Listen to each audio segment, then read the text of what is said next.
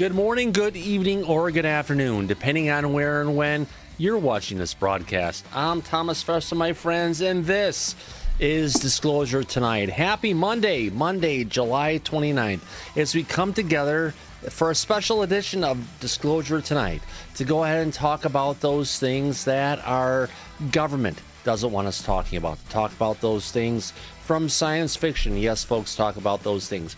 You know, from the X-Files, which things are we talking about? We're talking about the things that you can go out and see over your house in the evenings, but sometimes just need to go outside and look up. How about that? We've got one heck of a great show tonight. We're talking about Amazon UFO secrets revealed with special guest RONY VERNET.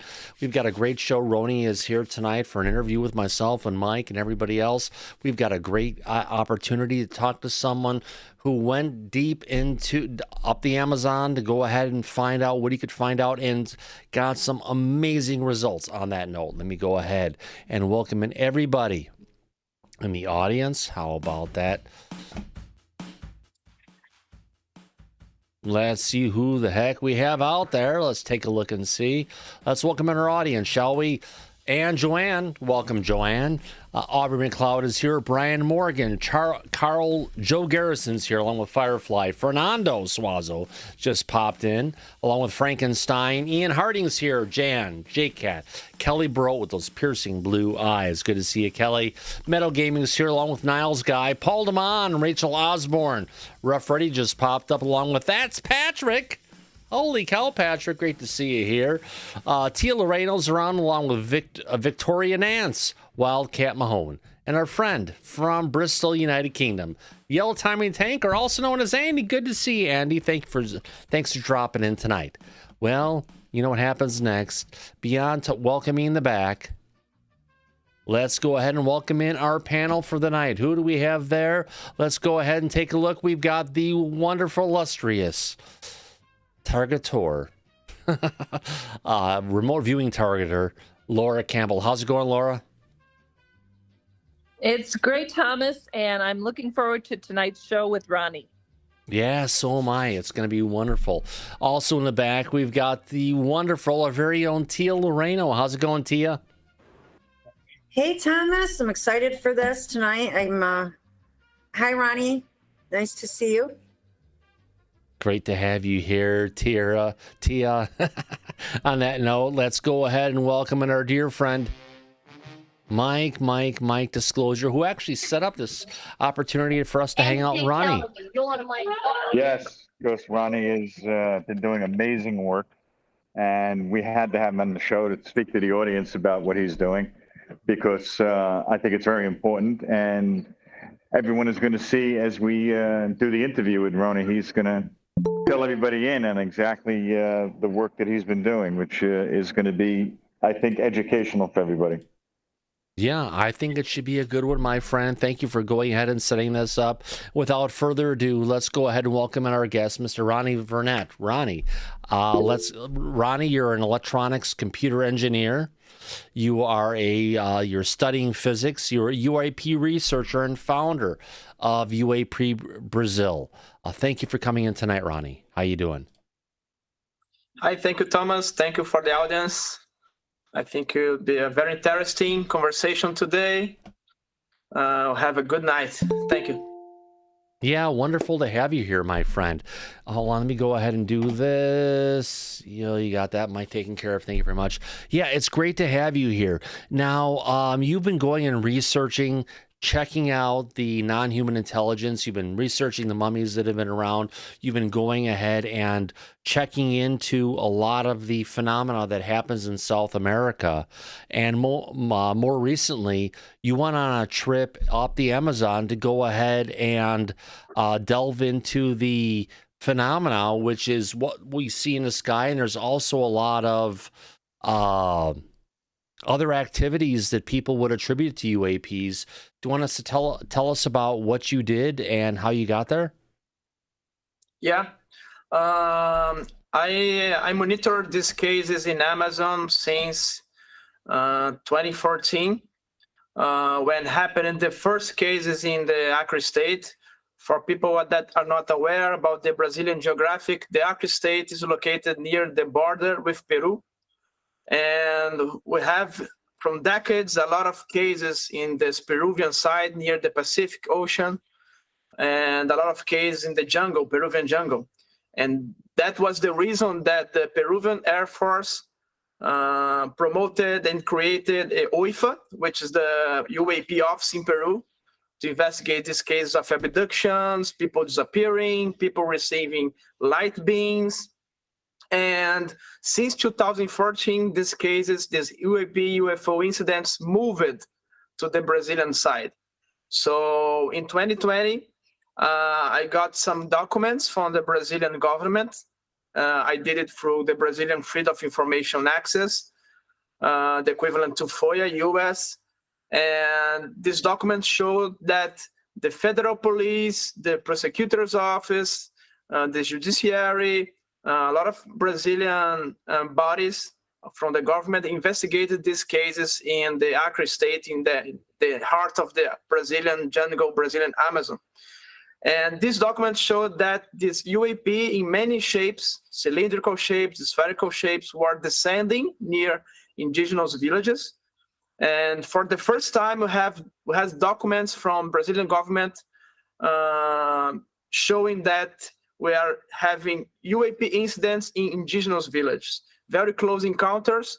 These UAP are emitting light beams to people, causing physiological effects like paralysis, like dizziness, like people feel anesthetics, and pain, suffering, red eyes, red face, like burns. And these cases got attention of the Brazilian government that started this investigation and generated this bunch of documents. So since then, I'm monitoring it. And finally, this year, in beginning of May, I received a call from a journalist, a local journalist from Acre State, that said to me, "Oh, Ron, it's happening here. It's happening right now in the Yawanawa tribe." It's the name of the indigenous people here, the natives. And the UAP are descending near the houses of these people. And he got me in connection with the indigenous chief of these people. And I started the conversations to finally organize a trip to get there. I mean, how far did you have to travel up the Amazon to go ahead and get back to these people? Sorry? How many hours did you have to travel up the Amazon to go ahead and get to some of these settlements where the people are running into this situation? Yes, I wanted to get there, to touch the ground as soon as possible, because I wanted to witness the phenomena. So it was very fast. In 2 weeks, I started a crowdfunding. I started to get funds to get there. And to get there is very complicated. It's not simple. I live in Rio, in southeast of Brazil. I need to get a plane, 5 hours by plane to the extreme northwest of Brazil, to the capital of Acre State. From there, you get 8 hours by car. Very, very bad road. So 5 hours by plane, 8 hours by car, and then? Yes, 8 hours by car in the worst road you can imagine. My tires exploded during the trip. I lost 1 day doing the maintenance of the vehicle. Very bad stuff happened.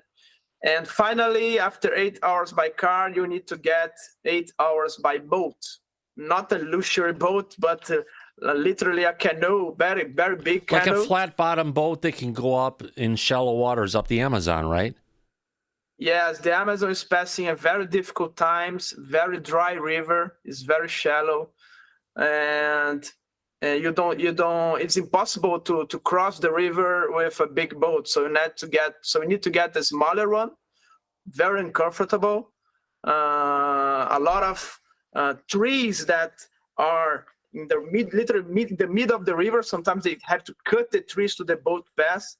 Oh, wow. A lot of times I had to help the boat to get out of sand benches that were stuck. So very, very difficult travel to get there. And finally, after 8 hours by boat, you get in this indigenous village. Wow. So 5 hours by plane, 8 hours by car, 8 hours by boat. almost 24 hours later, you actually get to the situation that you were heading for. Yeah, correct. Now, when you first got there and you started getting into it, was it just you going ahead and reaching out and talking to the people who were in the area? Were they open to you going ahead and the questions, or did it take some pulling to go ahead and get them to talk about it? Yes, the first day that I arrived there was like an adaptation day. I met the chief, the indigenous chief, that was talking by phone, by internet. And he started to present me to the population, to the people, to the families there. Started to know the people. People started, at the first time, it's obvious people was very uncomfortable by my presence. It's like, what this guy wants from us. And the chief was joking like, oh, he's a federal officer. He's here to do some interrogation with you, and started joking to break this barrier. Like, but it sounds like it would set him up to be a little bit more less comfortable with you if you're saying you're coming here to interrogate you. Yeah, it was like a joke. People understand that. And after that, I started to talk with them, getting more and more information. After 2 or 3 days, people started to be more open. Yeah. And I was very successful to get a lot of testimonies there with very impressive encounters that people had there in this village. Nice, nice. So you're there, you start talking to the people. What was some of the first conversations or some of the first things that you were being told that piqued your interest of what you were hearing? Yeah. Most people were seeing 2 types of phenomena there. The first one is a multicolored light. It's like a sphere with many colors. And they told me that this multicolored sphere was accompanied by another orb. It's like 2 orbs, one with many colors, one more white and bigger. And it's like this multicolored orb was maybe doing some security for this last one. And they saw many times both going together from the villages. Sometimes this multicolored descended near the ground, cleaned the area, and this other orb, like white orb, was behind and go after and started do some kind of monitoring there. This is one type of phenomena. Other type of phenomena was an orange orb, a very bright orange orb that descended near the houses. And when it's doing like some monitoring people, researching people there, sometimes literally inside the house of the people. And when people thinks to get the attention, oh my God, it's an orb, it's gone. So they don't have time to register it closer. They only registered it when it was more far away. There were cases when the husband saw the orb. Yeah, go ahead. And when he thought to talk with the wife, the orb was gone. So it's like the phenomenon that could raid their minds or something like that. It almost reminds me when I'm doing meditation on a regular basis, like this morning or the day before, or on any given weekday. I'll go ahead and go down into meditation, and you're just trying to bring stuff up. But if you focus on something too much and try to look at it too much versus looking at the big picture, what you're trying to bring up just kind of fades away. And it seems that way with what you're talking about about this non-human intelligence. When people see something, they recognize it. But when they try to do something about what they're actually experiencing, it has a sense and it just fades out from their perception. Yeah, it's something like that was happening. It's like they feel the people are focused it, and when people focus on it, it's gone. Right. But at least they have a memory of what they've seen. They can draw pictures, they can talk about it and everything. Now, what was the color of these orbs that they were seeing as it was going along? One was multicolored, like a rainbow, changing colors many times. Other one was more white, Yeah. and the third one is orange. Yeah. It's the three colors that people were most seeing. Some two people that were hunting in the night saw what they described like a worm or like a snake. Why they are describing like that? Because they saw many orange orbs like connected or flying very closely together, like 10 or 20 of them. Oh, wow. Flying together like a snake, moving always above the river, some meters above the river. These two different people that was hunting at night said it to me. It is interesting because since the Brazil was discovered by the Portuguese in the inside Brazilian, the indigenous inside Brazil, people were telling about the legend, a myth about the snake of flame that was scaring indigenous people in like 15s. So it's something 60, that they're when talking Brazil about discovered. now it's been talked about 40, 50 years ago, at least in the past. So it's something that's been around in that area for a very long time. Yes, and I'm sure that this kind of snake of flame is just an interpretation from what they know, like the snake, something they are accustomed, they are aware of their daily basis activities. But sure, they were not seeing a snake of flame. They are seeing maybe these orbs together. Right, they are right. orange. And by the movement, like a snake, they are saying that was a snake of flame. Well, they have a description from what's been told in the local lore of people, what they've seen in the past. They're going out there, they're seeing something, and they're able to relate to the old stories of what people had seen in the past to what they're seeing in modern day, which sounds completely believable from my aspect.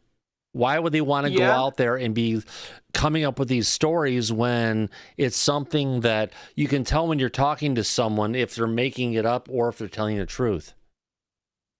Yes, and my hypothesis is that these orbs are moving together during the night, and in some moment, each orb goes to a different location to do some kind of research, different villages, different parts of the jungle. This is what I think is happening there. It's almost like the crows I see here in the morning. They all come back. They're all at a rookery at nighttime.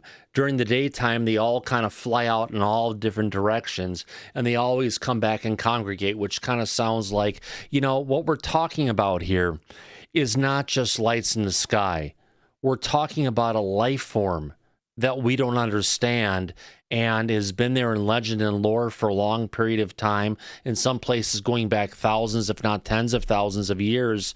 And this is just something that's been living alongside humans for a while. And what's great is we're still seeing some of these interactions going in a different manner in the less populated areas down in South America, where you are listening, you're hearing, but you're taking the time to get there and to try and discern and record some of this stuff. Now, you heard a lot of stories and everything, and you've actually recorded some amazing results as well.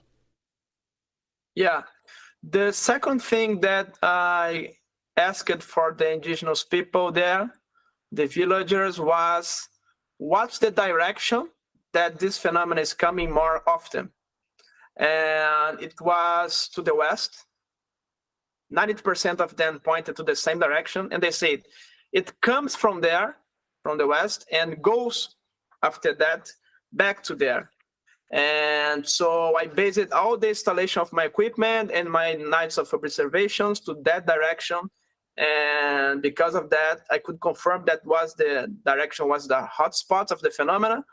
And this information was very valuable to permit me to set the equipment and register a lot of things. And all the things I registered was in that direction. Yeah. And I set the equipment. What kind of equipment did you have, if I may ask? Yes, the second thing was where to install it, because I brought more than 100 kilos of equipment 3 big luggages of equipment, 5 cameras, many sensors, and 3 antennas, a lot of drone, computer, a lot of stuff I brought there. And the difficult challenge was where to install the equipment to have success. And one it almost sounds like from besides yourself and the equipment, you almost need a team of people there to help you get through some of the stuff. Yes, it was very difficult. They don't have a specialized labor to help me. I was alone in this task. Yeah. And I was very lucky. I don't think anything happens with lucky, but I think it was destiny. I think it was need to happen that way. It was like programmed to happen that way. So I had the chief let me work with 2 indigenous boys, very smart boys. And in this week, I could train these boys. They learned very fast to do basic installation and basic maintenance of the equipment.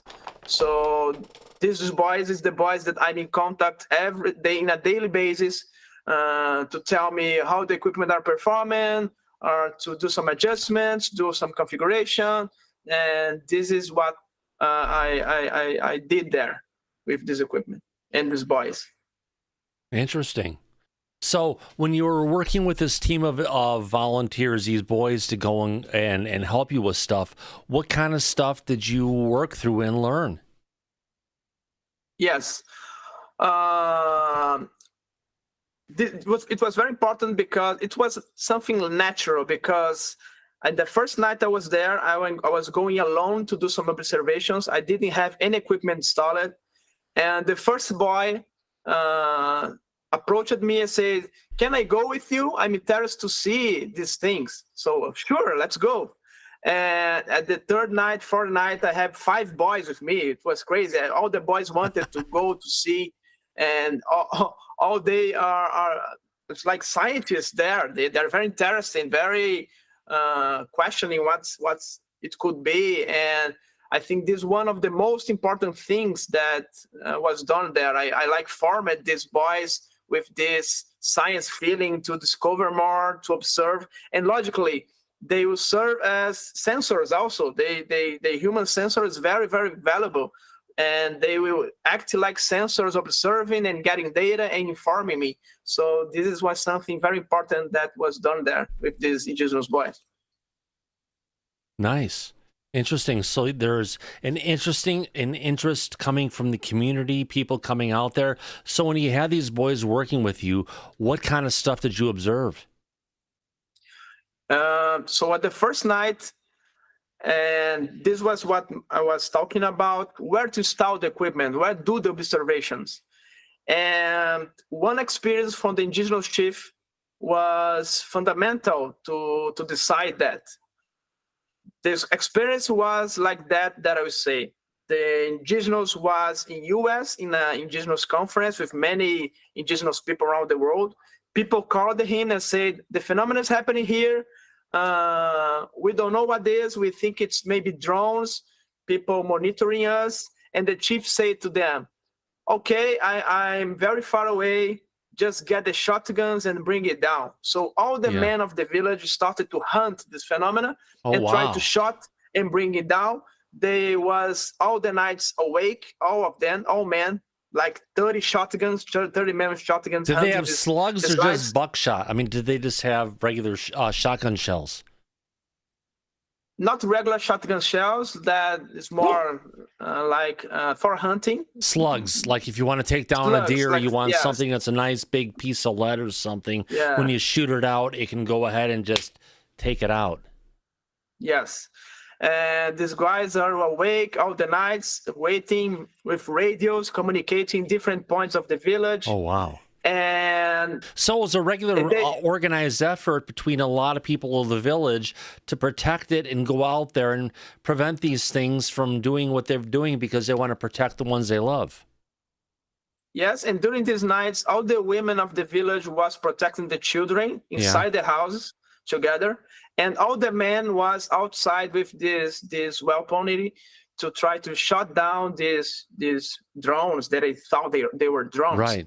And But Ni- they no- think they're and- drones, but we had those other things that were flying through the skies not that long ago. They weren't sure if it was people on jetpacks or other kind of stuff. And it's just like, it's great to see the community come together and actually recognize there could be a threat, protecting the kids, the men getting out there and trying to, you know, keep whatever's away. Now, when they were out there doing this, did they actually encounter some of the stuff, or was there some counterintelligence going on to figure out that, hey, they're out there, they've got these guns, we're not going to come in?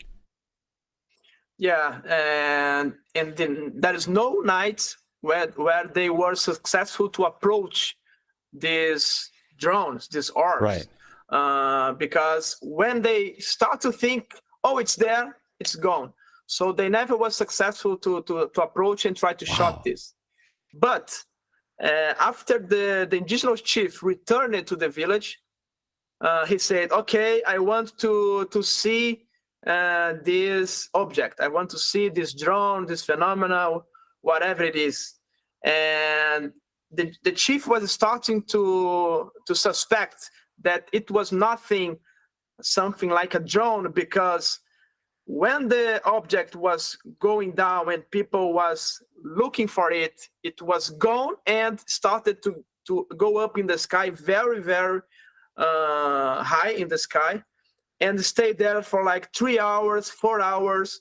So you just and there's nothing think, oh, like we no have. drone.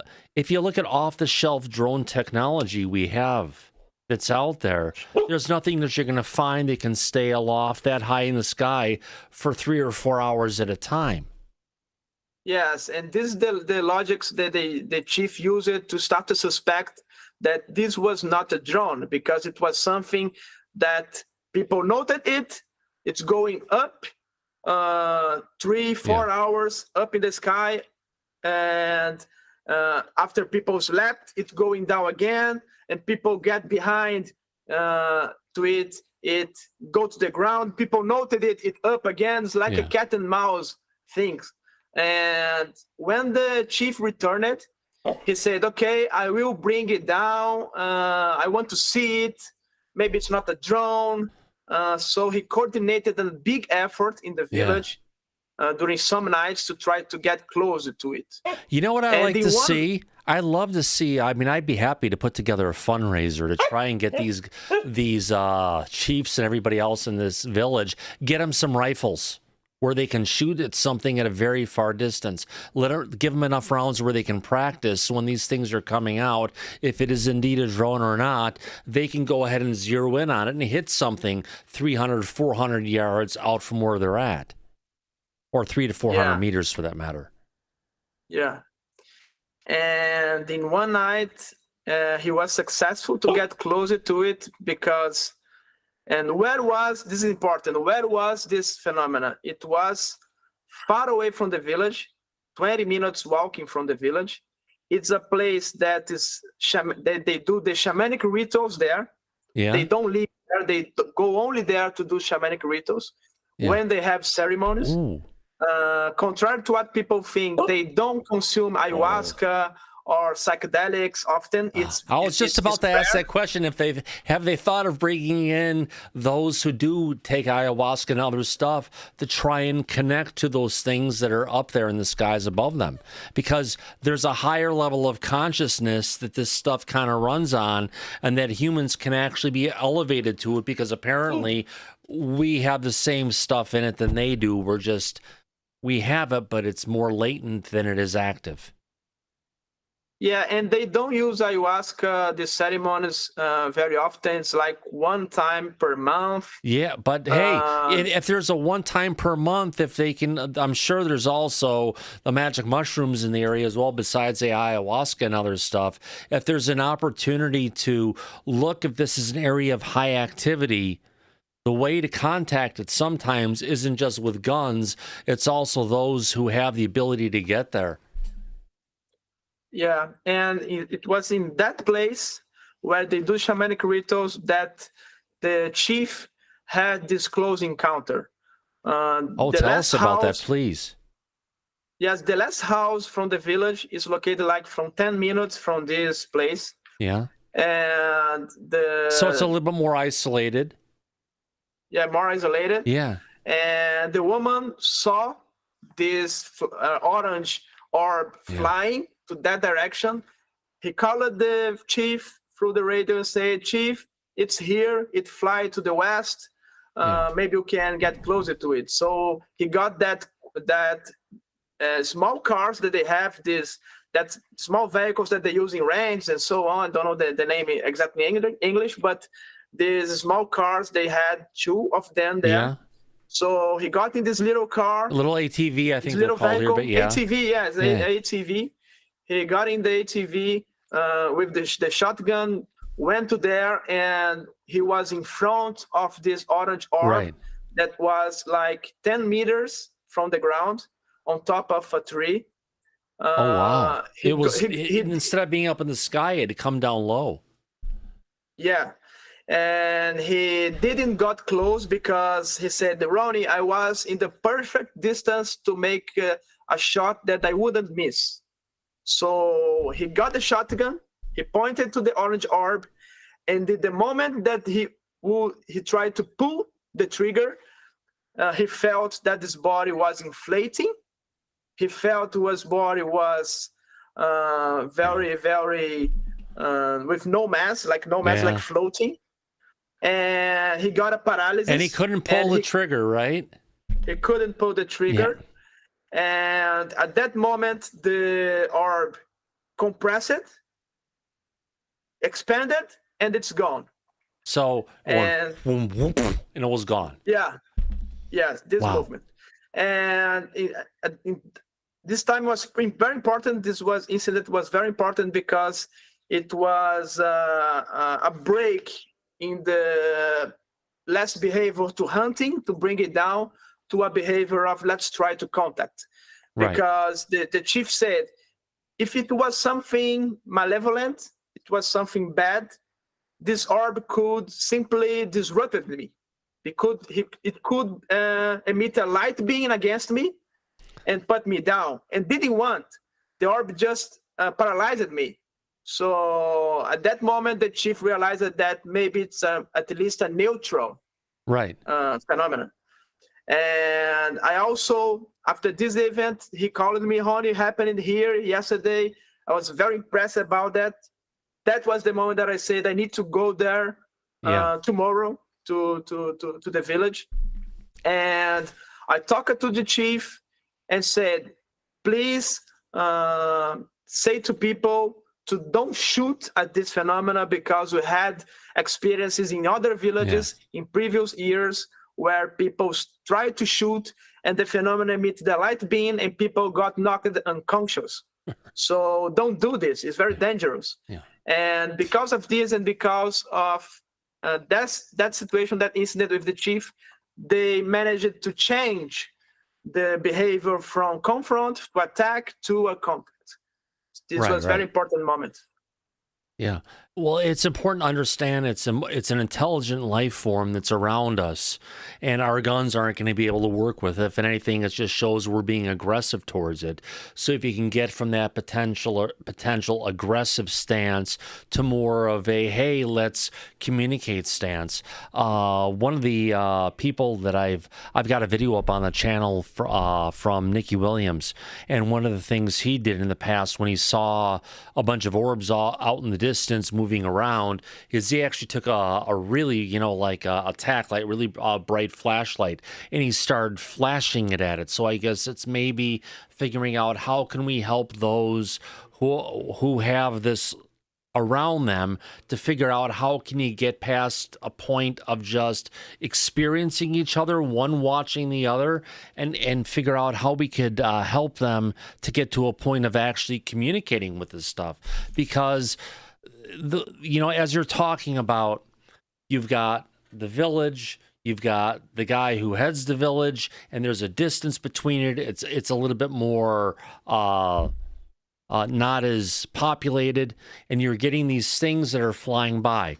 The biggest thing that could help us understand this is to understand, just like when you have the animals that go through the woods, and you'll have the path that they all follow, or through a meadow or different areas, or birds that fly on regular paths, or even getting down to a petri dish when you put a bacteria on a clean amount of material on there and it starts to spread out. Depending on the bacteria, there's a different pattern that happens, and it's this: life has patterns.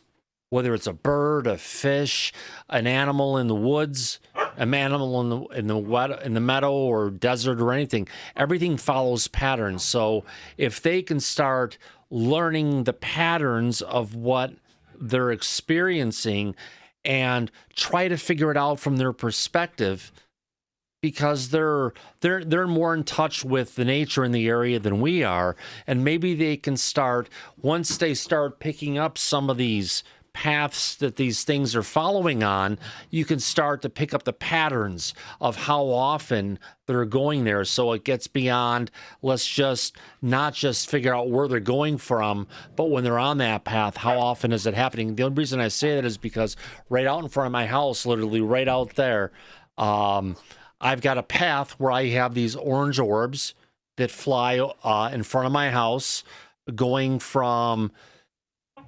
south-southeast or south-southwest, going to north-northeast, and they're going on a direct line. If I take that line and extrapolate it on a map, I can see that it looks like it's coming from a place where the United States, has about 1,200 nuclear missiles. It's called the Bangor Island Trident Missile Base. So I'm not sure if what I'm seeing is specifically coming from there, but based on the direction I see them flying on a regular basis. And for instance, I've only seen the Aurora Borealis by my house one time so far since I've been here. It's probably close to 30 years at this point, or well over 20. Non-human intelligence, 2 to 3 times a year. It's common, and I don't go out that often. So if they're in a place where it's moving around, it's about working with the people that are there and have this opportunity, like you're saying, to get away from the guns.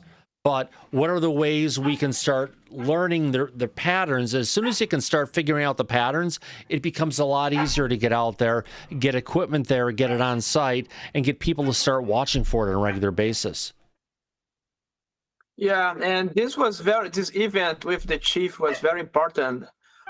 Because it defined where I needed to put the equipment. Yeah. So I put there. Today, the equipment is started in this area where they do the shamanic rituals, the same region where the chief had this encounter, the same region where the orbs are coming in and out, the woods. And today, the equipment is started there. And this incident was very important also because it happened in what I could call the first conference between indigenous tribes in Brazil to discuss UFO incidents. So we have 3 indigenous people. We have the Ashaninkas, we had the Honikuin, we had the Yanawa, it's the tribal that there was, the people that was there. And they discussed the past events since 2014. This guy that was knocked out by the light beam and other cases, and they grow this understanding about the phenomena, sharing experience with each other. This was very important what happened some weeks ago. That's amazing stuff. Absolutely. Mike, your thoughts?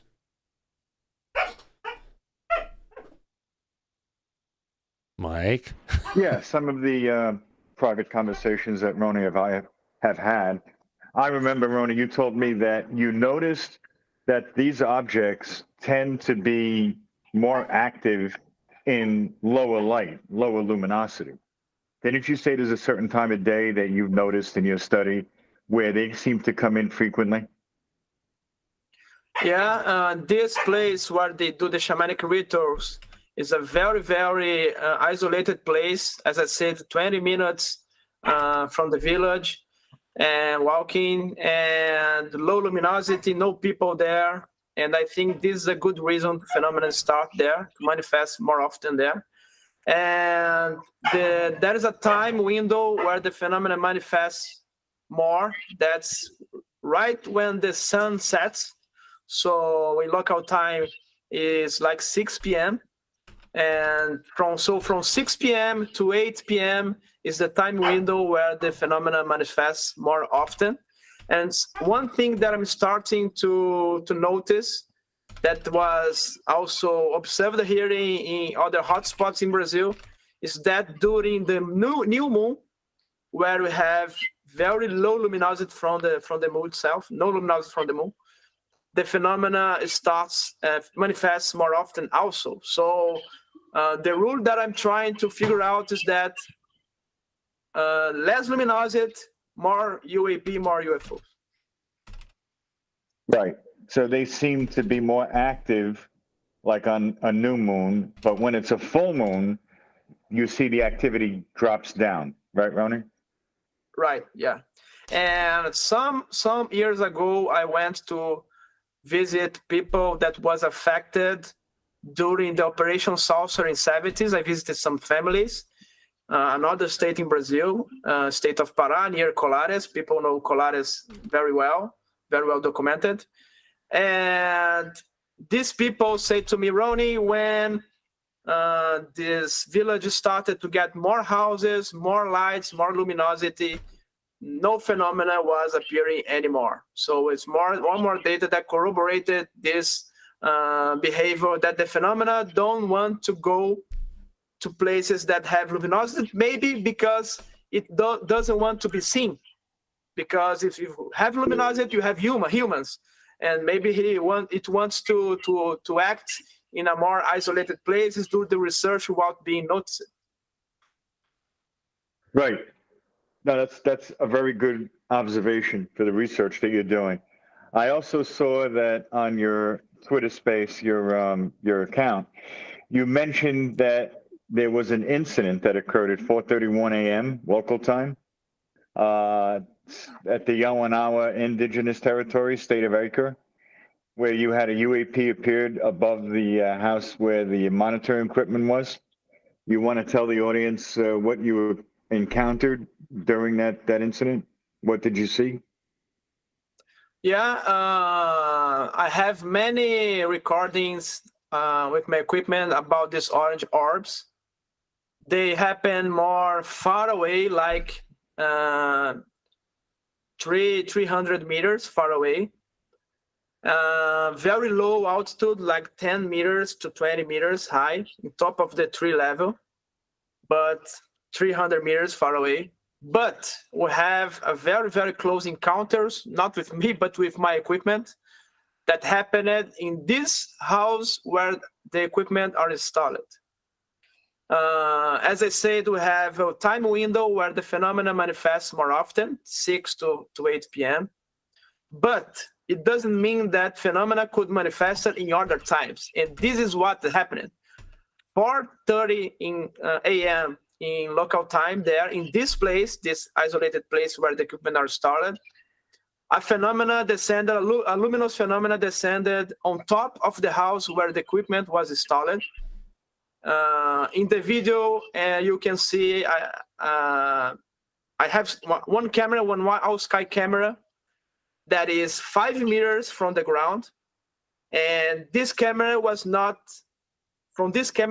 possible to film the phenomena. So this means that the phenomena was lower than 5 meters. It's like 4 meters, 3 meters from the ground, on the top of the roof, probably on top of the roof where the equipment are installed. And this sky camera has a microphone, a good microphone, and it captured that famous humming sound, that low frequency sound that many people says about the UFOs, like that that sound. It was recorded. I already have the data about the frequency and the harmonics of the sound. It coincides with other cases that people told in the past, in documents and testimonies. And what happened next is that this luminous phenomena started to point a light beam to all the area, doing some kind of monitoring on the area, some scanning in the forest, in the ground, in the houses that are there that were not used, are used only for shamanic rituals, as I said. And after that, the lights turn off. It emits a rectangular window light. It's a rectangular shaped light on the ground. From this light, a second UAP emerged like a portal or something like that, and started to move in front of the house and enters these rectangular luminous windows again, and it's gone. And one thing interesting is that the Amazon sound is like a heartbeat. It's like a constant sound of animals and insects, frogs and birds all the night doing that same frequency during all the night. And when this phenomena was projected near the ground, the sound of the nature was completely silenced for some seconds. And this was something very, very impressive, because if you get all the night in Amazon, you listen to this nature all the time, because, like, as I said, the heartbeat of the local, of the jungle. And this phenomena was able to, I think, it's my hypothesis, that the phenomena was able to, for sometimes, interfere with that nature and silence the nature. And this is also something that we hear from testimonies in other cases in the world. No, And everything was recorded by 4 cameras, a lot of sensors, microphone. I have all the data that's being analyzed and processed to be open to the public, because the main goal is to open everything to the public about these incidents. right, because the research you're doing is to bring the truth out to the public around the world, so people know that we're not alone on this planet. There's something else here with us. You also said that this object that initially appeared was like 3 meters, which is about 10 feet US, so our audience understands the height, the altitude of when this object appeared. And the second object that had come out and used a scanning beam on your equipment shack was at ground level. So it seems that you also had 4 cameras that were recording this as it occurred. You have full video of this, right? Yeah, and it's important to mention that the first UAP was right above the house where the equipment is installed. The second UAP project on the ground moved only in front of the house of the equipment are installed. So I started to think that the phenomenon knows that the equipment is there and was doing some type of scanning to see what was installed there. Yeah, that's what it sounds like to me. But when you're able to finally release that video of this incident with those objects, I think that's going to get everybody's attention. This is what everyone's waiting to see. Yeah. The work that you've been doing. I mean, what you're talking about, Mike, and what RONY has described is literally something coming in through some kind of a dimensional warping, whatever you want to call it, coming up out of nowhere, going and checking something out, scanning it, and then leaving back out of it again. Correct. Now, there was an incident where RONY had the 2 indigenous boys with him, and he was also talking about when one of these orbs appeared, one of the boys had a pair of binoculars that was trying to get a closer look. RONY, you could tell the rest of the story. Tell everybody what happened with that boy. Yeah, this happened the day before where this event, the day before where everything was installed. Right. And I was with the 2 boys holding a ladder 3 meters on the roof to help them to install the cameras. We had a lot of things to do, so it was like 6:30 p.m., a red night, the sun was set. And I said to the boys, we need to work more because tomorrow is the day where everything needs to be done, because in 2 days from there, I was departing from the village. So I said to them, no, we need to work at night. We need to finish. And they was very comprehensive to help me. And that night, 6:30 p.m., we was installed in this ladder, was holding the ladder, 2 boys on the roof. A red or to orange orb descended near the ground behind us. It was like observing us. We didn't notice it at the first moment because we was concentrated to install the equipment, turn it to the house wall and the roof. But there was a family there, and many families went there to try to observe with us the phenomena, to see what we were installing. And at that time, there was a family there, and the woman from the family, the wife said, "Hey guys, there is an orb right behind you." And it was very close to us, like 20 feet from us, behind us, near the ground, 1 meter from the ground, 1 to 2 meters in diameter. And the moment we noticed it there, oh my God, it's there, it's gone. It was started to move and fly, go away. But near the ground, like 10 meters, which translated is like 100 feet, 30 feet from the ground. And we almost fell down from the ladder, the boys, because we were shocked. It was very close. I ran it inside the house. I got my drone, a good DJI drone. I put it in the air in a record time. It was like 10 to 15 seconds. I was able to put it in the air. This orb was stationary, hovering far away, but in a very low altitude. As I said, 30 feet from the ground. I was able to get the drone very close to the orb because it was stationary. My drone was above the orb, in front of it, looking to it. I was seeing it with naked eyes. I was confirming it with other people that was with me, the indigenous. They were saying, "Oh my God, it's too close." And I turned on the camera of the drone and was not able to film it anyway. It was all black screen. And it was unbelievable because I was seeing with my naked eyes. The drone was here, the orb was here, and it was not possible to film. Black screen, no sound. And when I download, I have this video, it's 8-minute video. When I downloaded it, it was only a black screen and no sound video, and something about the phenomena manifested and interfered in the video of the drone, so I was not able to record it in a close distance. It's like a message for me, like, it will be not the way you want. It is when I permit you to film. It's like the phenomena was saying to me at that time. Yeah.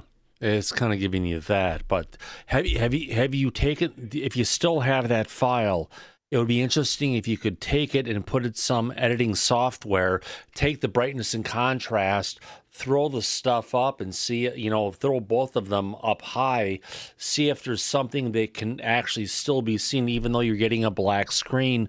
Maybe there's still something there that you just can't see without adjusting the image quality.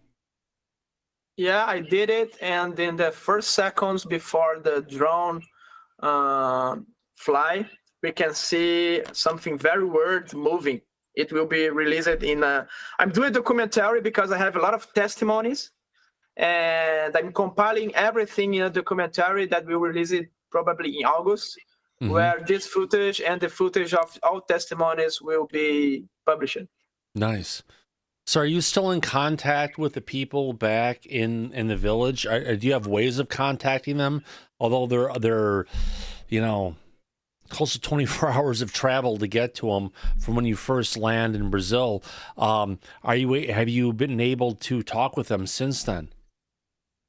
Yes, I talk with them in almost a daily basis. As I said, these boys from village are helping me to observe the phenomena, do some maintenance to equipment, configuring when needed, hands-on, and I'm talking with them since then. I was talking with them in a conference yesterday night. Oh, wow. They don't have internet connection. Every place is very restricted. Yeah. In some places, they have Starlink. And the chief doesn't open Starlink all the time. They have time windows to use it to not disrupt the daily activities of the village. So when possible, I'm always in contact with them. So you've got almost like an ability to get a message to them back from them on a daily basis, kind of, but it's not like it's continual. Yeah.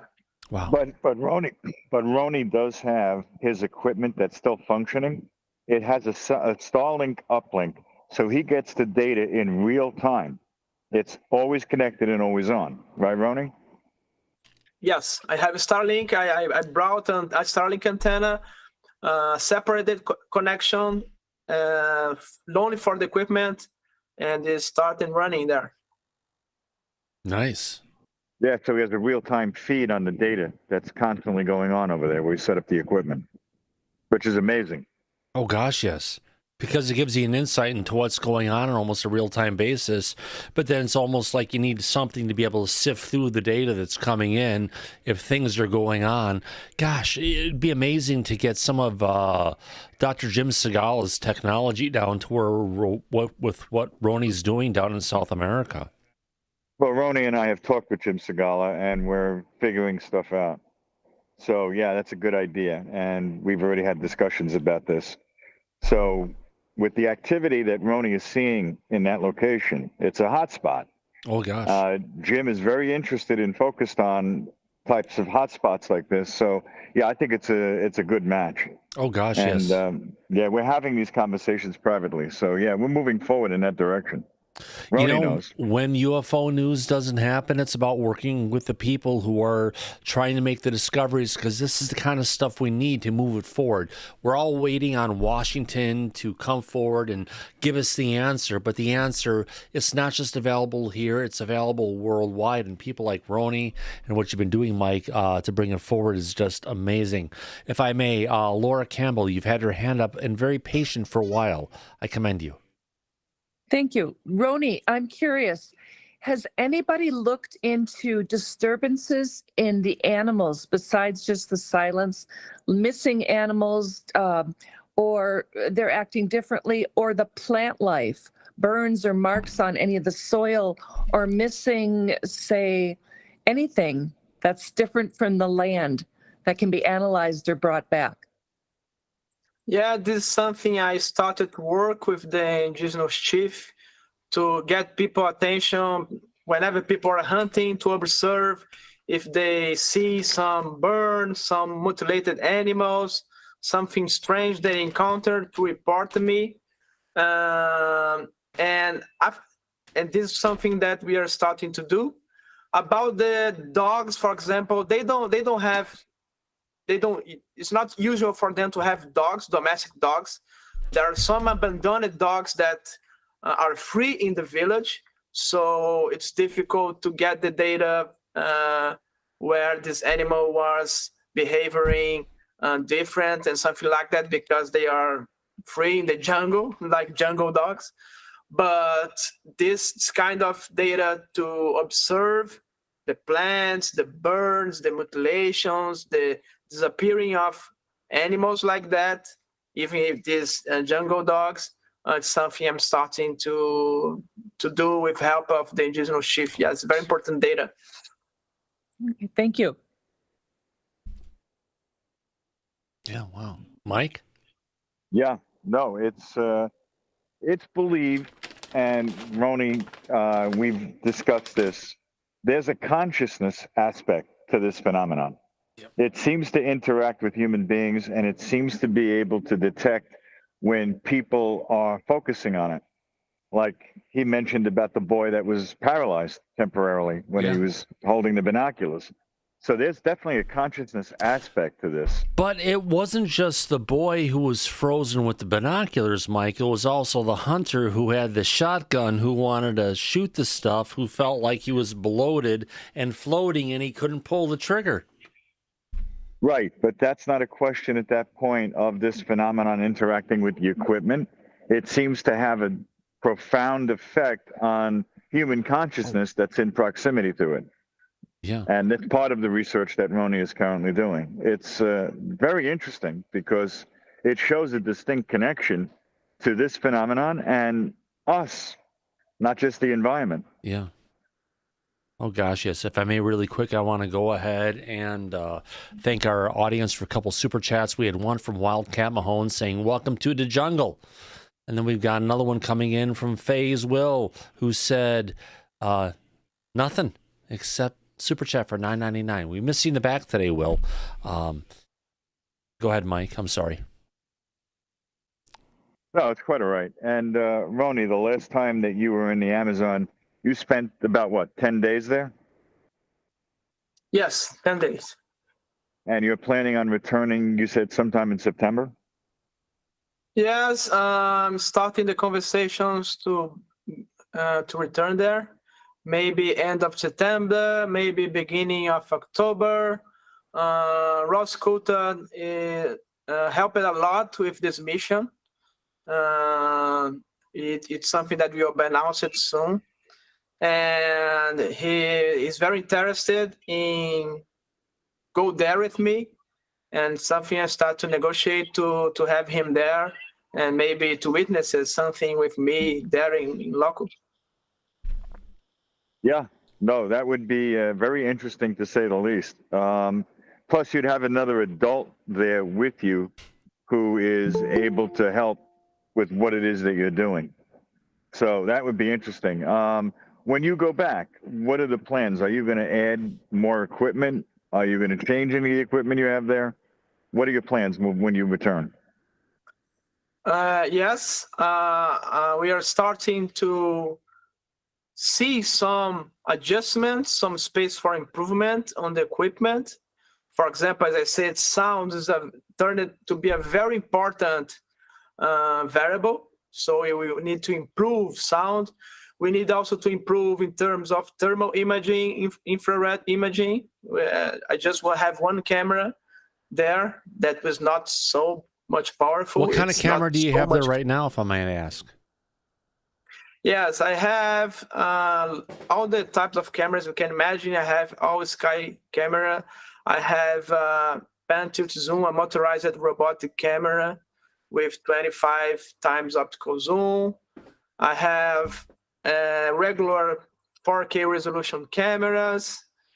So you got a lot of regular cameras. Do you have anything that is like a psionics that can go ahead and show UV and IR? And granted, it goes and converts it to other light spectrums, but it's another way to go ahead and see more things that we can normally can't see with our eyes. Yeah, we don't have a lot of equipment to sense other than visible spectrum. Gotcha. As I said, I have only one thermal camera that has two channels. One channel is visible, one eye of the camera is visible light spectrum, other eye is thermal. So we can see if something that leaves a temperature signature, but it's not possible to see with the human eye. We can see with this camera, but it's only one, a very limited field of view.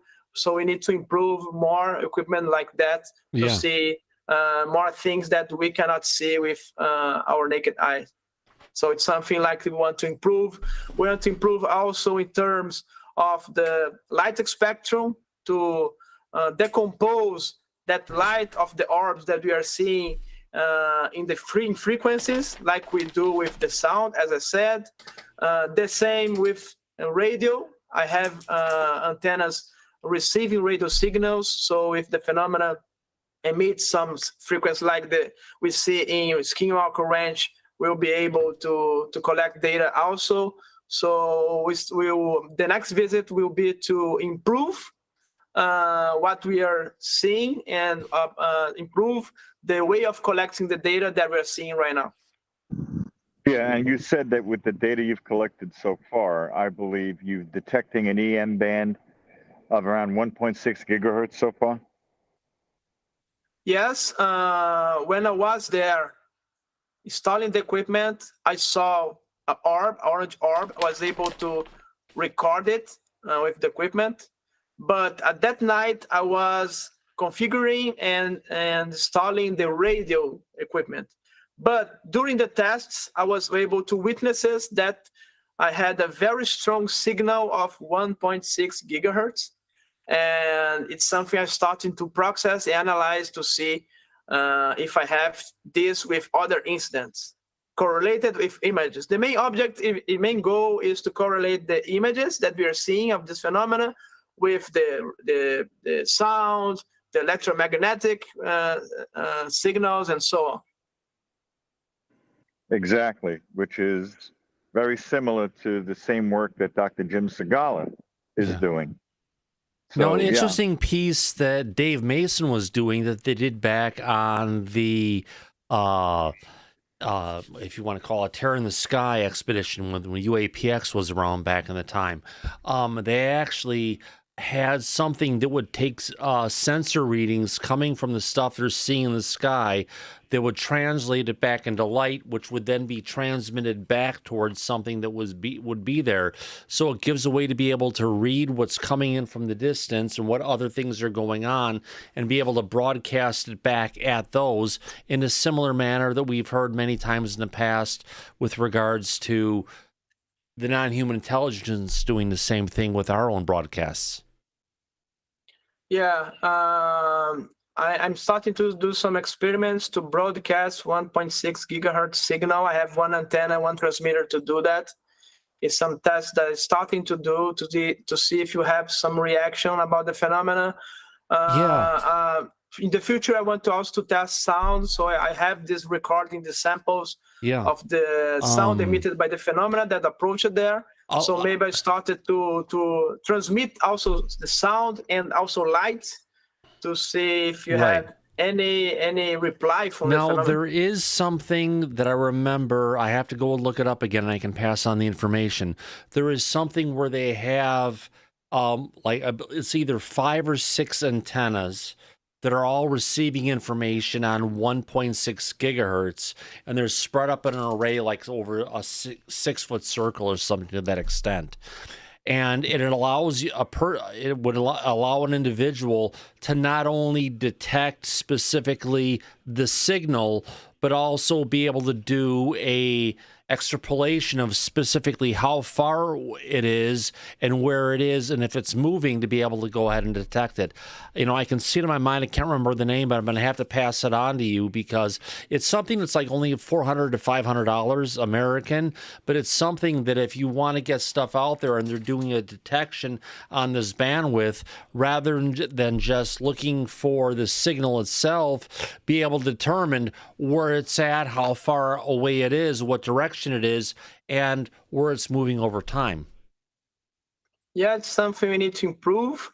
I don't have something like that. What you are describing is like a passive radar or active radar.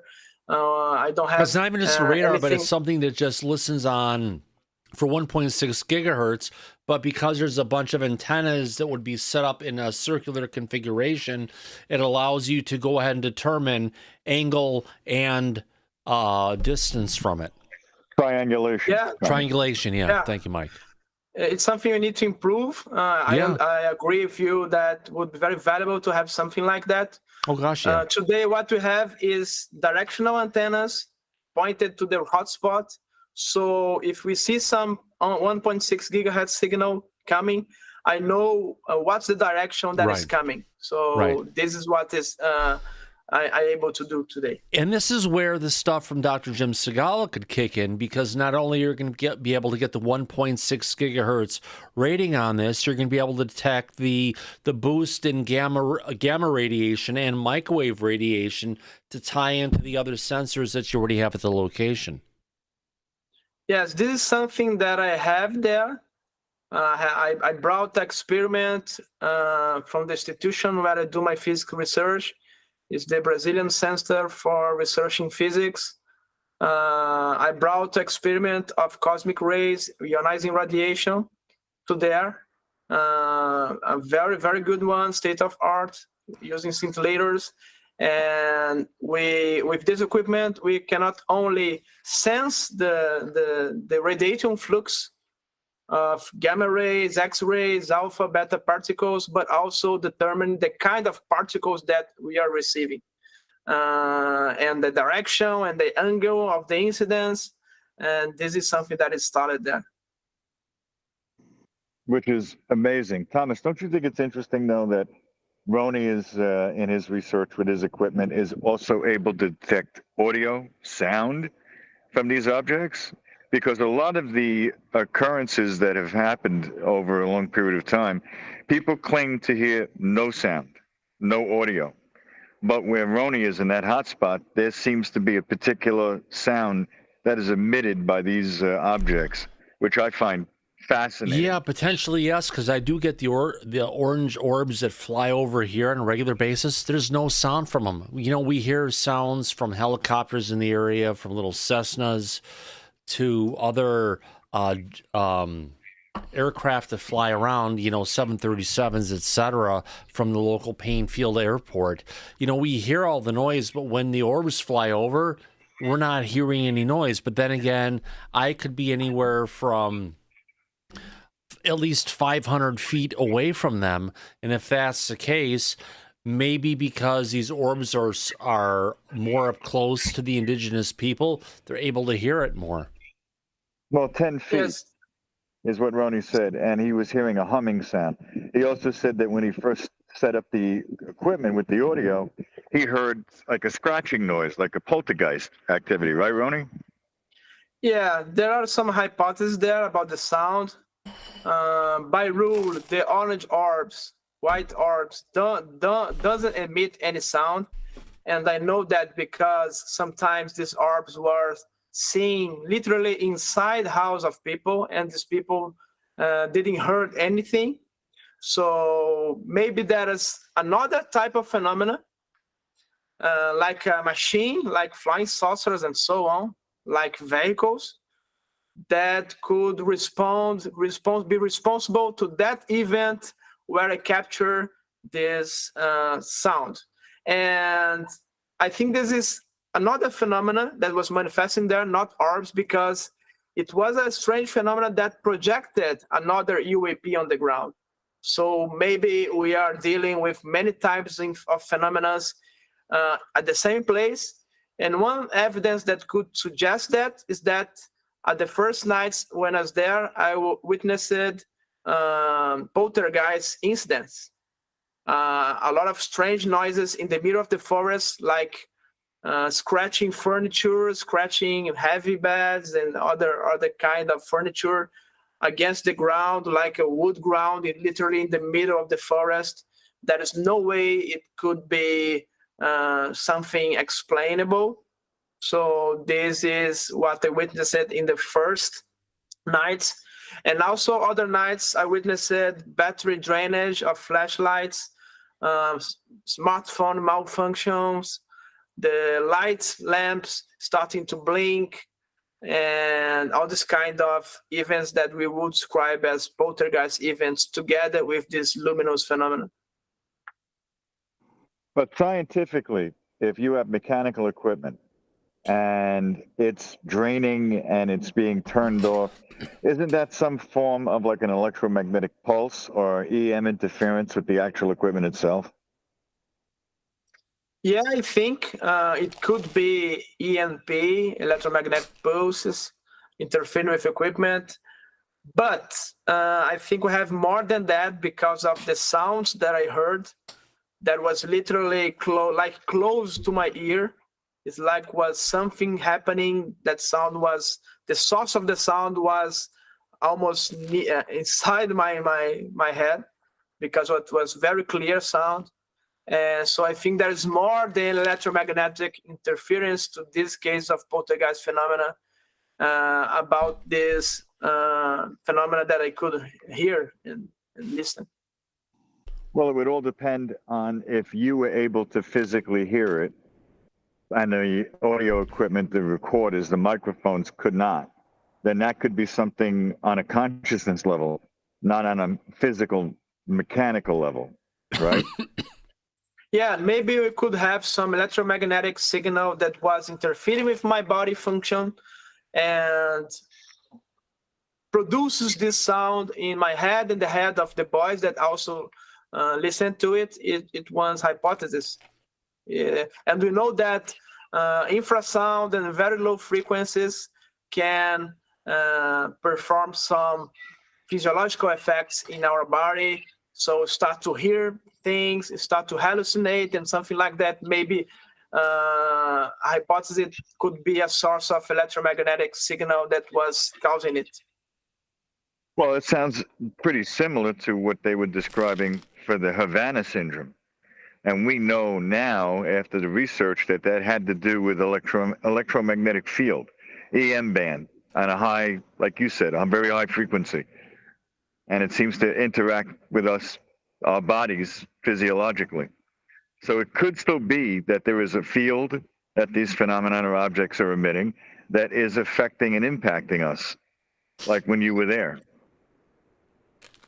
Yeah, and as like you said before, it's something that I think it creates a link, a connection with our consciousness, because it affected us in many ways.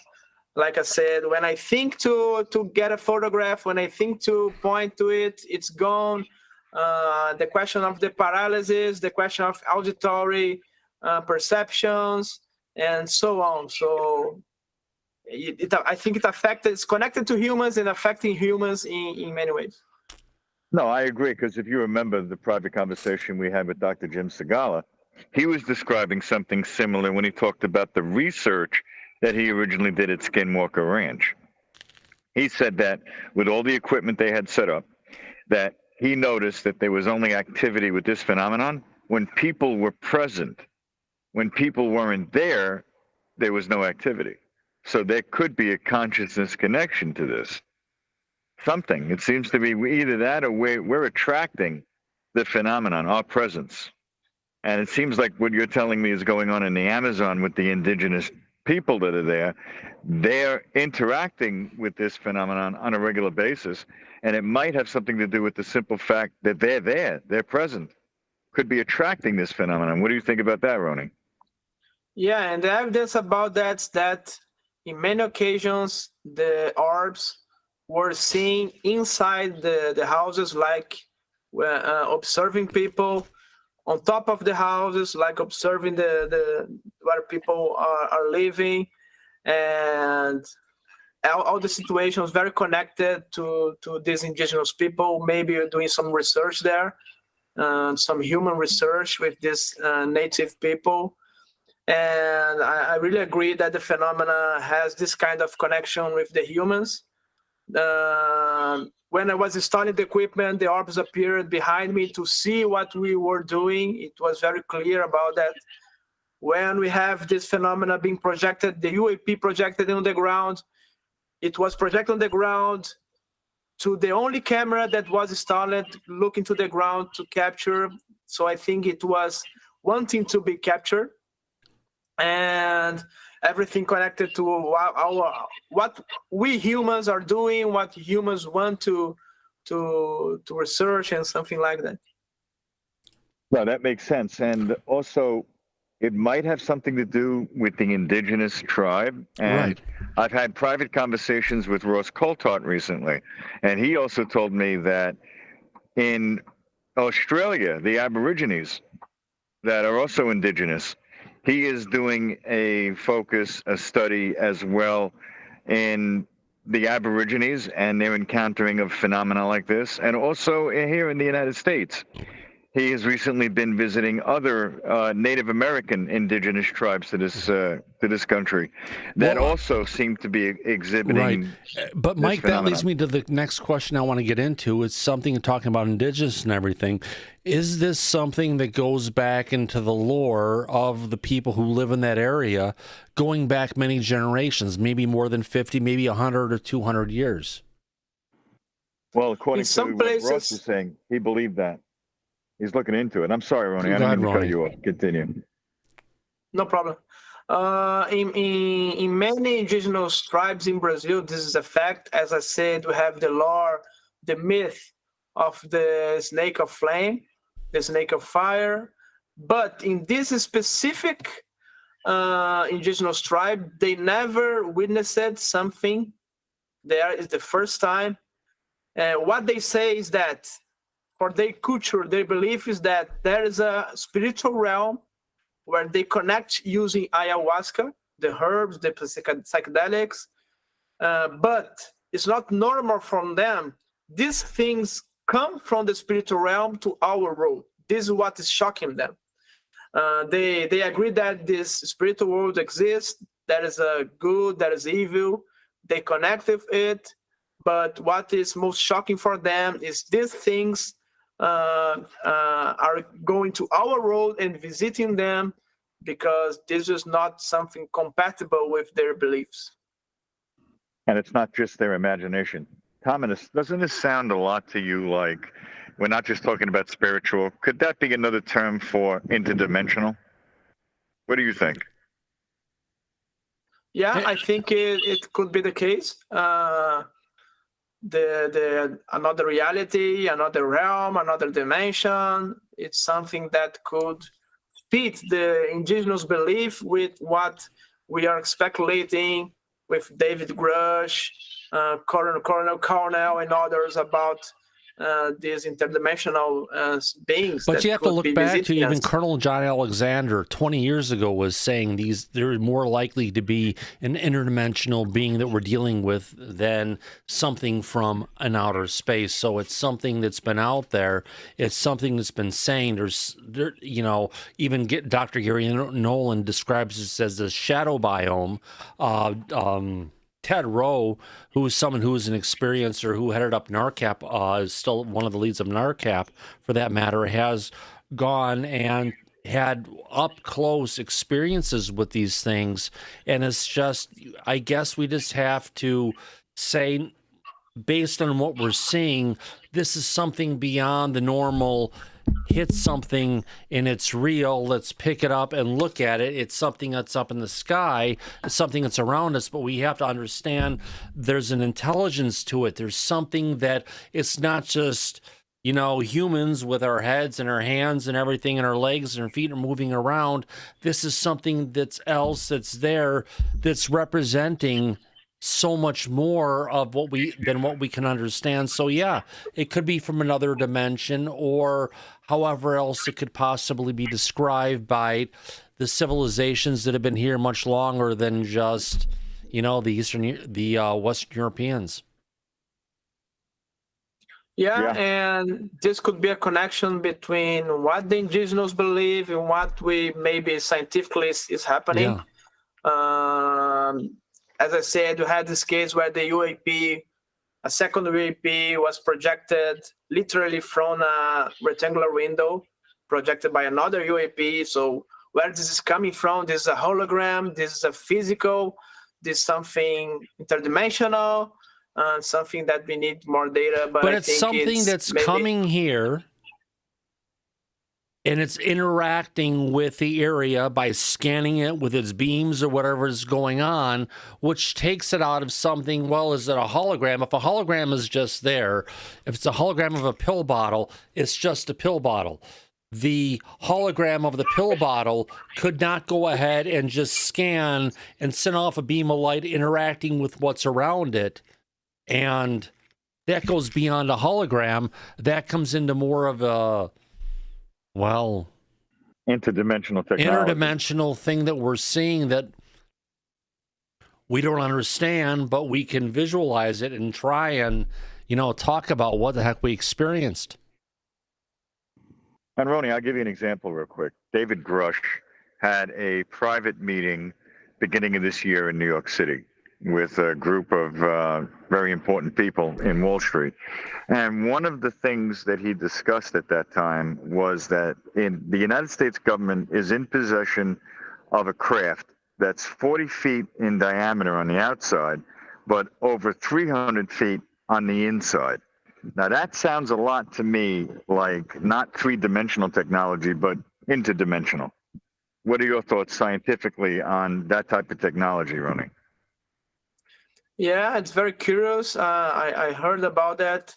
Maybe it's something. It would be smoking gun proof that's something more than our three-dimensional reality. I think it's the case. So maybe these things that are happening there in Amazon maybe are coming from another reality, and it fit with this technology that's not. Maybe we cannot use here because it's simply not from here. So maybe this is the problem with the reverse engineering and something like that, the limitations of this. Don't know, but I think it's a very, very valuable hypothesis that they need to investigate. Well, let's look at it like this for a quick analogy. Let's say we had a modern day iPhone and we were able to drop it back 100 years ago.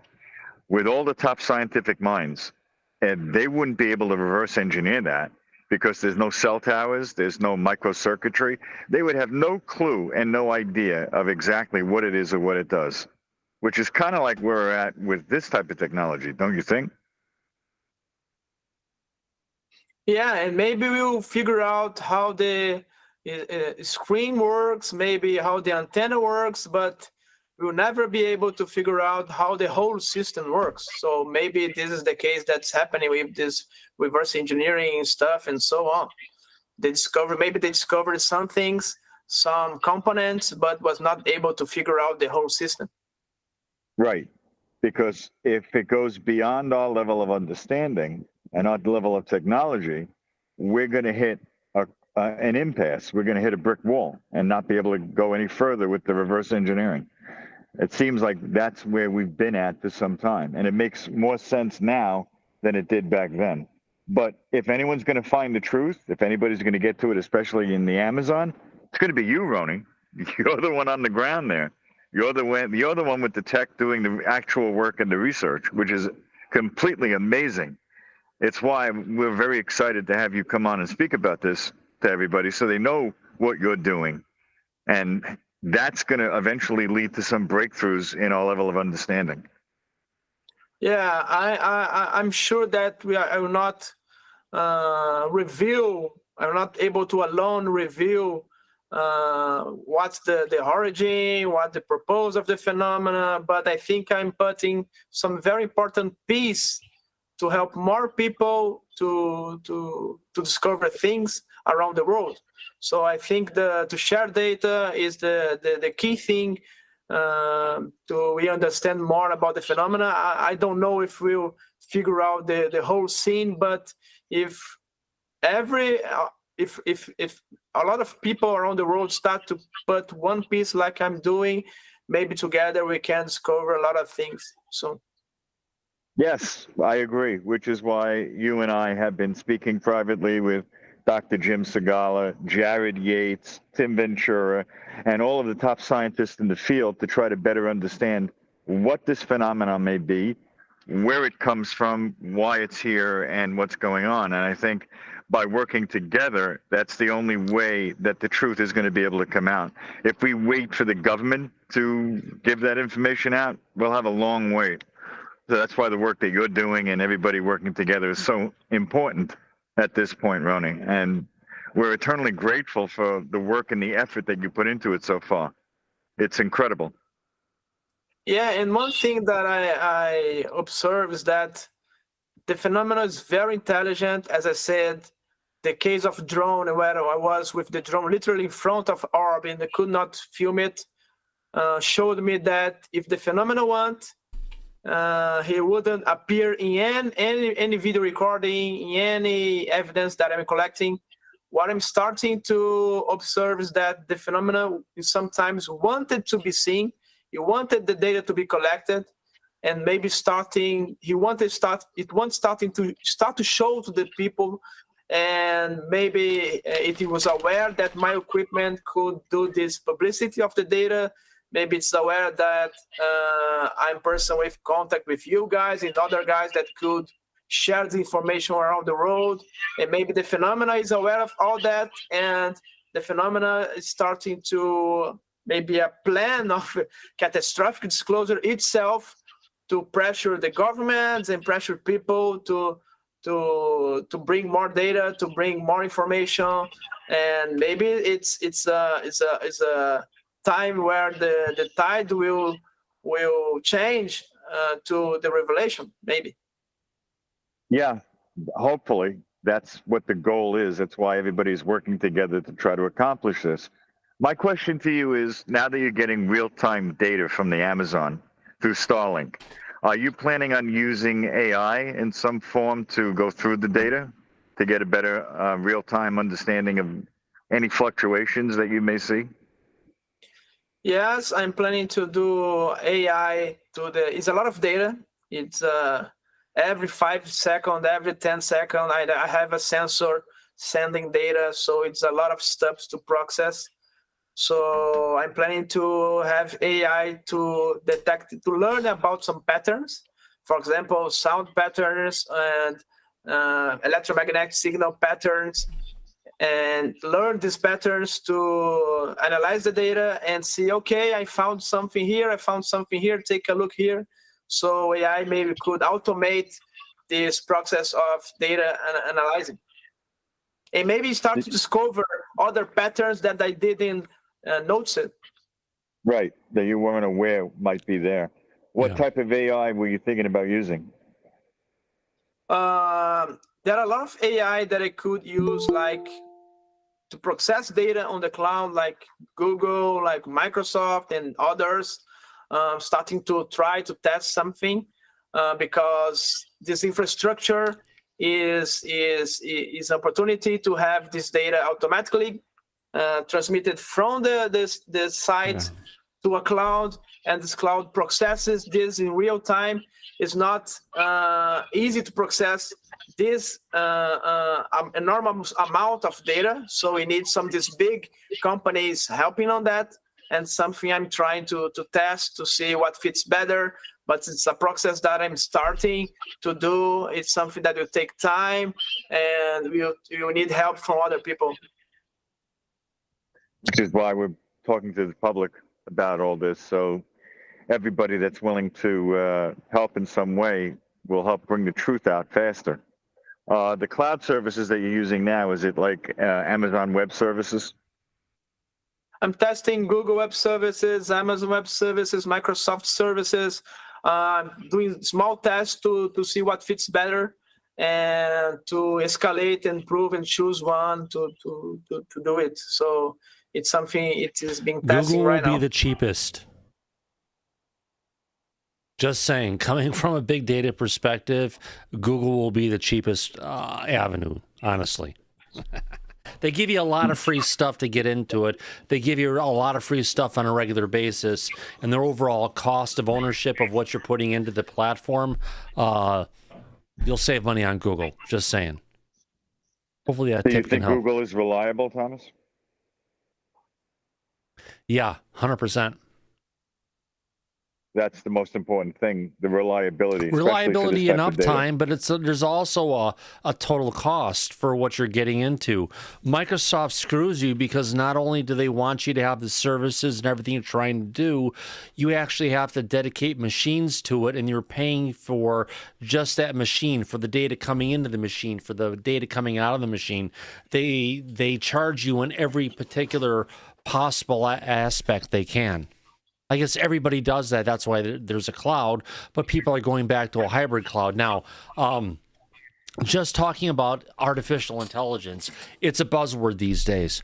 A lot of ways to look at it is into you need something to be able to analyze the data, whether in real time or batch of data that's there, to be able to look at that data, to be able to watch for areas when it gets out of particular scopes. And then, you know, that's just regular code that's been around, well, forever, as long as computers have been around. Think of some of the first video games. Think about Pac-Mans. Think of Space Invaders. There's artificial intelligence, if you want to call it AI, that went into all these. Granted, it was limited in scope, but it was highly focused on having fun.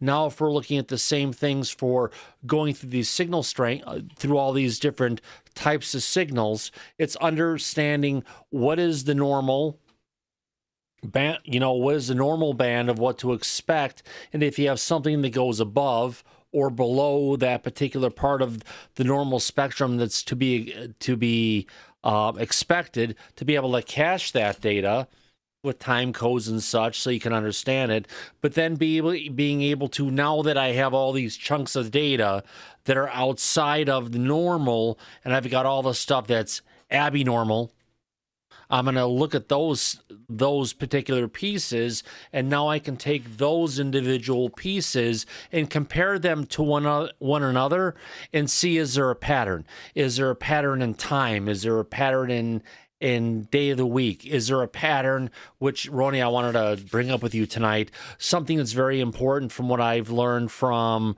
another person who went through a bunch of UFO records in a statistical manner, Cheryl Costa.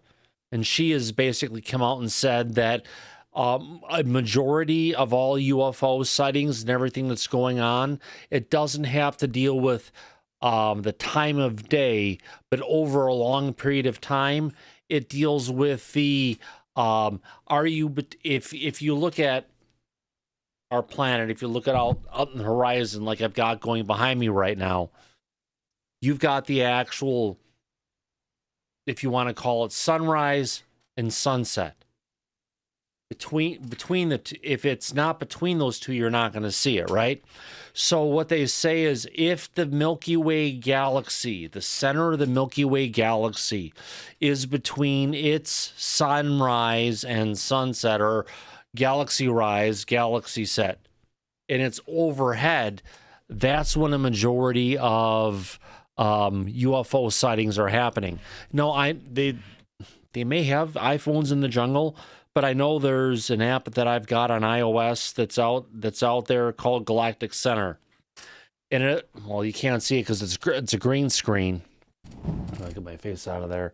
It'll go ahead and show the direction at any given time. Where do I have to go ahead and look to see the center of the Milky Way galaxy?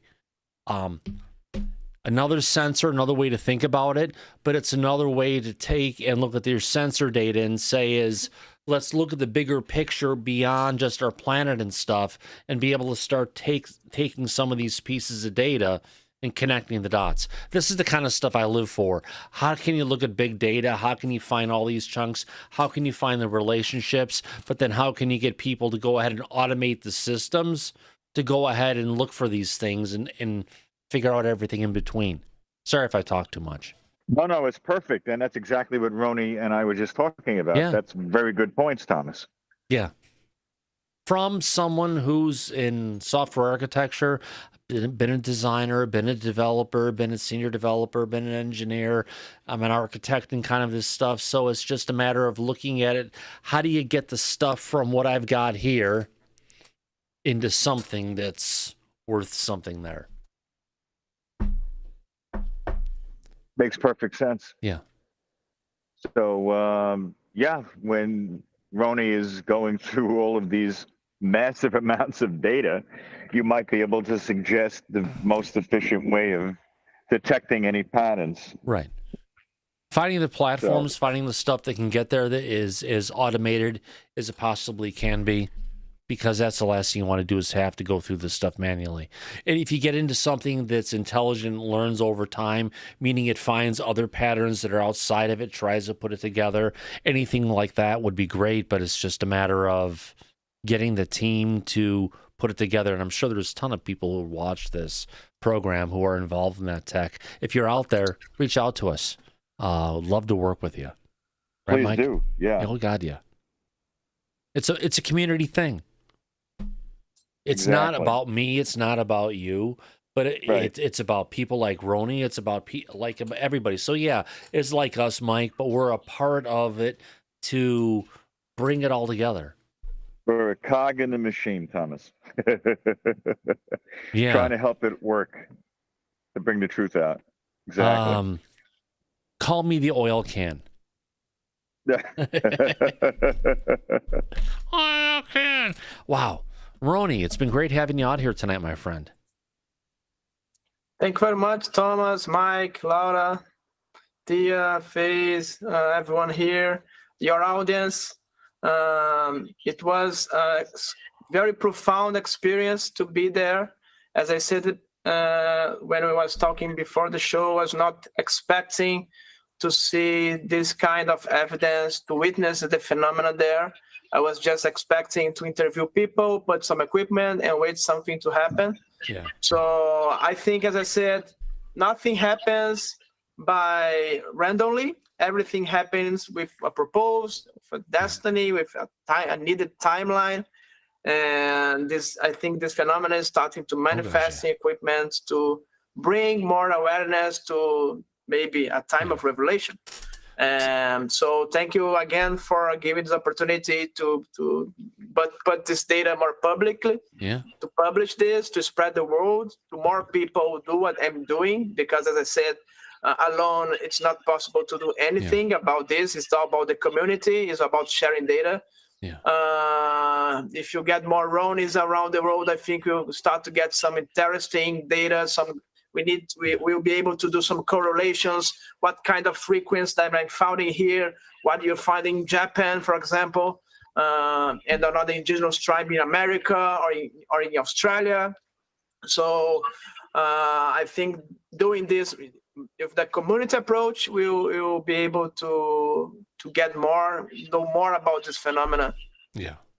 Thank you very much. Absolutely. You know, it comes down to the aspect is we have to have eyes open to be able to observe what's going on. But no fear. You know, exactly. No fear. You took the words out of my mouth, Mike. Of course. But that's what it's all about. Yeah. And we're on the right track. We have people like RONY that are a part of this, and we're all working together. It's a network of people that are coming together who are researching this from different aspects. Now, I know there is a place in the desert Southwest that Ted Rowe told me about before. And I had a promise that when my immune system came back online, the first place I'd ever want to travel to is that place. Interesting. I'm going to ask because it's time. Let's see what information RONY is able to bring out to us from the Amazon. I'm looking forward to it. It's a hot spot. There's things going on a regular basis. He's got technology that's there that's reporting up. He's got data flowing into it. Love to talk to him about how we can look at ways to go ahead and take that data and make sure it's getting gone through on an ongoing basis, because otherwise the cloud costs you. The more data that you have stored there, the more they're going to charge you. So it's a matter of, as the data's coming in, you have to chew through it, figure out what's there, what's not there. The stuff that's crap, throw it away.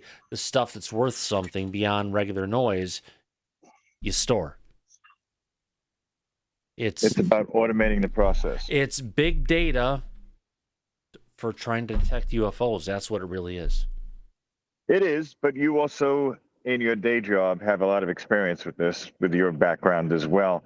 So you have a real fundamental understanding of exactly what it is that's going on and trying to be done. Oh gosh, yes. So, yeah. So it's good input, it's good information, and it'll help to bring out the truth, which is what RONY has been doing with the work that he has put into the Amazon. So it's all important. It's the only, like you said, it's the only way we're going to get to the truth. Yeah. Can't expect the government to give it to us. They won't.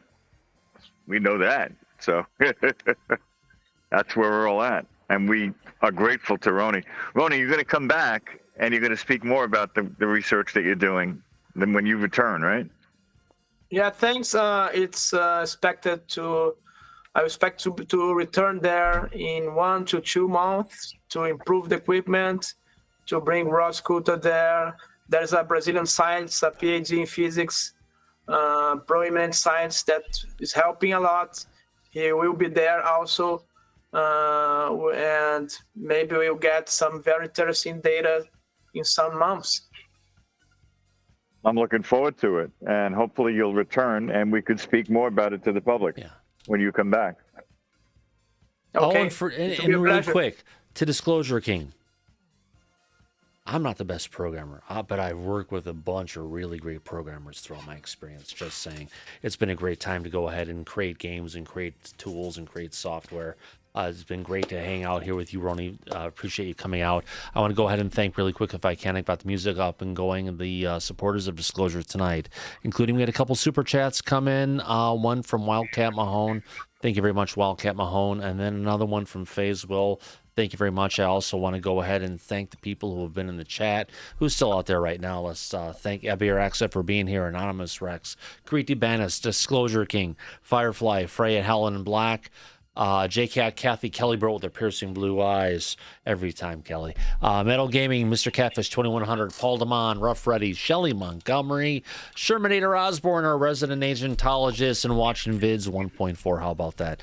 More importantly, I want to thank the people who have been in the back in the conversation tonight. I can turn that off and get that going. All right. I want to thank Laura Campbell. Thanks for coming out tonight, being part of the conversation. Thanks. I want to donate some money to Ronnie when we get off this program. Ronnie, have you set up a GoFundMe or any kind of PayPal or anything like that? I have a Patreon. Patreon, where yeah. Supporters can support it. I can send you the link. Anyone want to support? Yeah, please do. Actually, we could throw it in the chat now. How do we find you on Patreon? Okay, thank you very much. Okay. Yeah, absolutely. We'll go ahead and figure that out. Share it with everybody. I'll put in the description of the show. Right. And then I guess takes us back to Mike. Thanks for setting us up. Great conversation tonight, my friend. Oh, it was a lot of fun, and I'm very grateful to Roni for joining us and sharing his knowledge with everybody, because that's really what this is all about. It's why you and I do what we do on the show, to make sure people are aware of work like this that's being done, because it's very valuable, very important, and I think it's the only way we're going to get to the truth on everything. And thank you again, Roni. I appreciate it, my friend, for coming on the show with us today. Thank you very much for the invitation. It was a good conversation. I expect to bring more for you in some time. Yeah. Absolutely. We're looking forward to it. Yeah, great show, everybody. Good night. Thank you for coming out. And as always, we'll catch you on the flip side. Good night, everybody. Talk to you soon. Bye-bye. Bye-bye.